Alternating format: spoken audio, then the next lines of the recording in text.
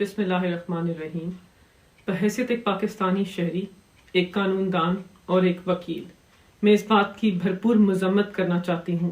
کہ پاکستان کی عوام کی آنکھوں کے سامنے کھلے عام پاکستان کے آئین کے اوپر شب خون مارا جا رہا ہے۔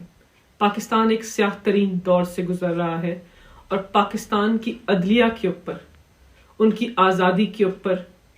ایک پرزور حملہ کیا جا رہا ہے۔ اس وقت جو آئینی قوانین کا مسودہ فارم 47 کی حکومت پیش کر رہی ہے، اس کا ایک ہی مقصد ہے کہ فرد واحد کو، ایسے منصف کو پاکستان کی عوام کے اوپر مسلط کیا جائے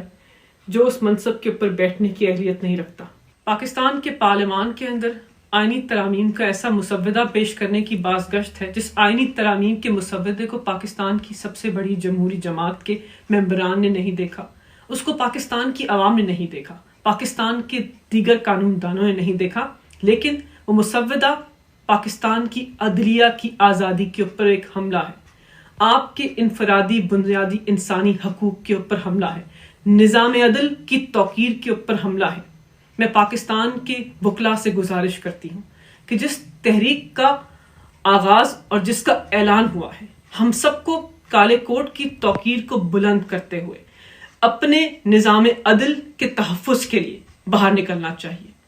میں بحیثیت ایک قانون دان اور ایک وکیل اس تحریک کے اندر شامل ہونے کا اعلان کرتی ہوں، وہ تحریک جو پاکستان کی عدلیہ کی آزادی کی تحریک ہو۔